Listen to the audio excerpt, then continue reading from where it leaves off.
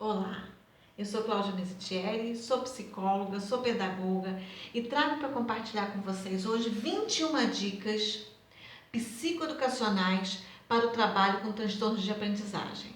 Essas dicas têm como base os meus estudos e a minha trajetória pedagógica, a trajetória do meu trabalho em sala de aula, ok? Então vamos para a primeira.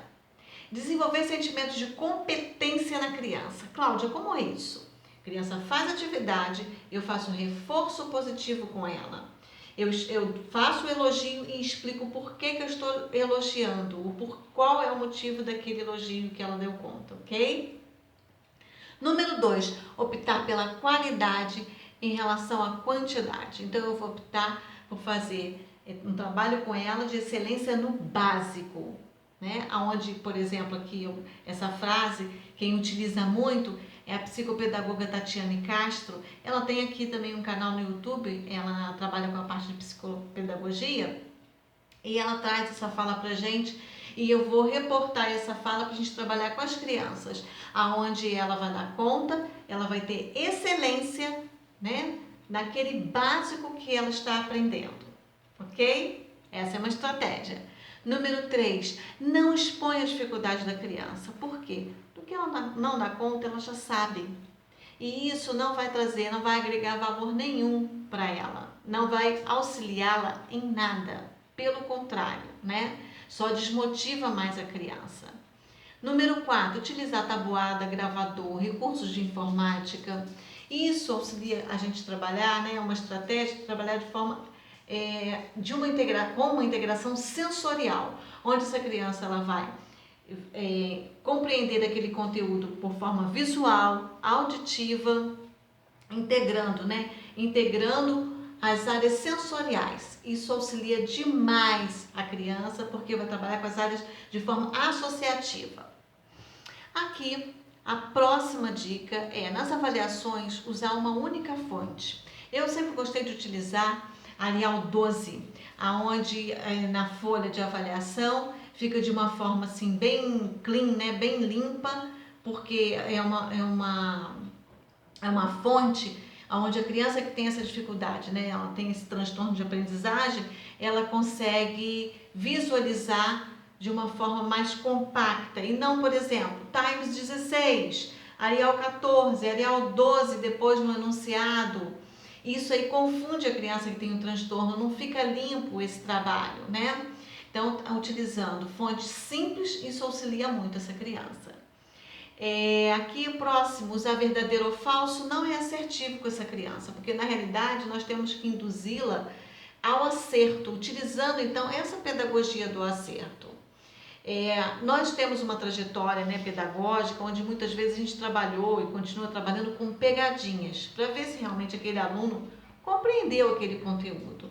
E na realidade, para quem tem um transtorno de aprendizagem, isso não é assertivo. Então eu utilizo muito a pedagogia do acerto, onde eu vou induzir de fato aquela criança ao acerto. Outra dica que eu trago, né, é que nas avaliações a gente conserve a terminologia dos livros. Isso auxilia muito essa criança porque ela vai associar aquilo que ela já estudou. Se na avaliação a gente utiliza, né, uma linguagem muito própria nossa, ela tem a dificuldade de compreensão, sendo mesmo aquele conteúdo que foi trabalhado, foi super estimulado, foi super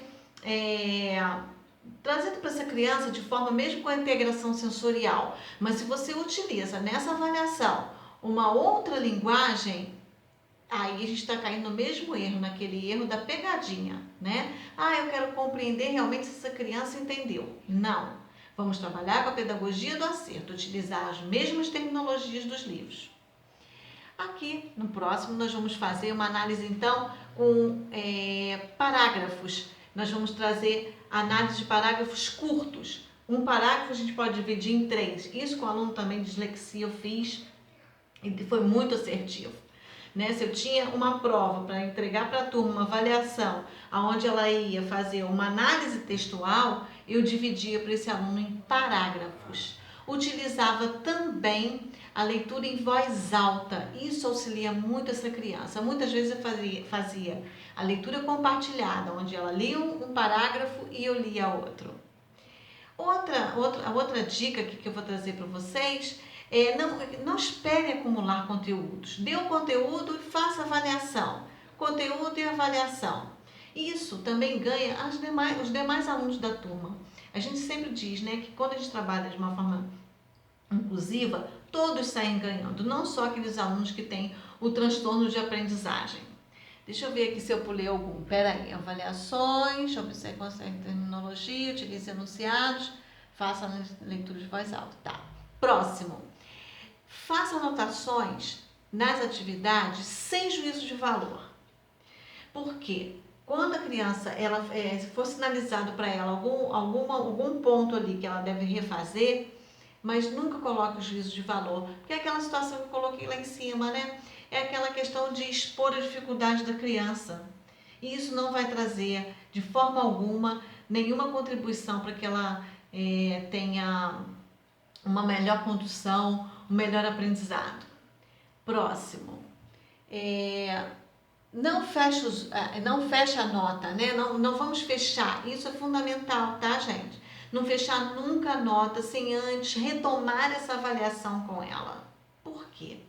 Isso, quando você faz, você está auxiliando essa criança a adquirir o hábito de reavaliar, né? Olhar novamente desde a primeira até a última questão, se realmente ela vai ter que refazer, se ela deu conta. Então aquilo dali vai trazendo para ela um ritmo onde quando ela for fazer um concurso, quando ela for fazer uma prova de vestibular, ela já vai ter adquirido esse hábito que você ajudou ela a desenvolver.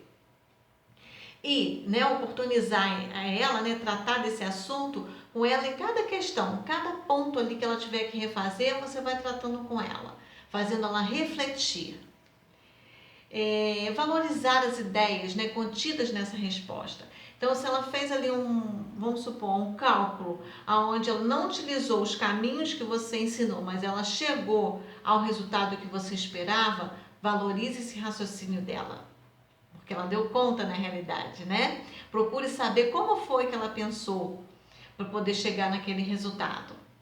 Agora, a 17ª, compare sempre a criança com ela mesma e não com o grupo.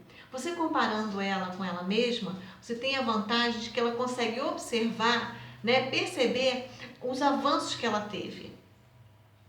18ª, use temas do hiperfoco, temas do interesse dela. Então, se ela gosta muito de super-heróis, é por esse caminho que você vai iniciar o trabalho com ela, né? Trazendo os conteúdos voltados, quando possível, para os super-heróis, e depois você vai ampliando esse conhecimento, passando a generalizar esse conteúdo. Então, esse hiperfoco auxilia muito o trabalho, principalmente com crianças que têm autismo, mas você pode utilizar também com toda a turma, buscando, né? Quando você conhece, quando já está assim, de abril para frente, a gente já conhece o perfil da turma, e aí buscar esse perfil da turma, quando não é possível, quando é uma turma muito grande, para trabalhar com esse hiperfoco de cada um, busca pelo perfil da turma, por esse hiperfoco da turma, você vai acessar, e aí essa criança ela consegue engajar, porque aquilo é de área de interesse dela, ok? 19ª, evitar caneta vermelha, né? Não riscar palavras, circular essa palavra que não foi escrita corretamente e ao lado sim, reescrever corretamente e pedir para que ela refaça. Nunca riscar, isso não vai garantir que na próxima escrita ela vá acertar. O que vai garantir é você circular, ou seja, você sinalizou e ela fez a reescrita correta do lado. Fazer pequenos intervalos, né? O que a gente chama o famoso time, aonde ela deu conta de uma atividade, aí você dá 5 minutos para ela poder tomar uma água, para ela poder ir a um banheiro. Então você deu um tempo para ela respirar, se refazer e aí ela volta para a próxima atividade. E por último, é importantíssimo que a gente explique a essa criança o seu funcionamento. Isso vai evitar ideias fantasiosas. Por que muitas vezes você trabalha com essa criança de forma diferente? Então, quando você consegue trazer para ela, né, o funcionamento, que nós somos únicos, cada um funciona de uma forma e que ela tem especificidades que você dá mais atenção para que ela consiga dar conta daquele conteúdo, mas assim de uma forma leve, né? Trazendo para o lado positivo dessa criança, vinculando com essa criança emocionalmente, porque quando ela está vinculada com a gente, né, emocionalmente, quando existe um vínculo positivo, nossa, essa criança vai longe, ok? Então eu espero ter ajudado, contribuído realmente com você, com a sua prática. Eu também estou no Instagram como psicóloga Cláudia Mesitieri. Envie um direct lá se você tiver alguma dúvida. psicologiaclaudinha@gmail.com. Envie um e-mail para mim. Coloque nos comentários aqui o que você quer que eu fale nos próximos vídeos. E eu vou deixar aqui um beijo para você, ok? Tchau, tchau!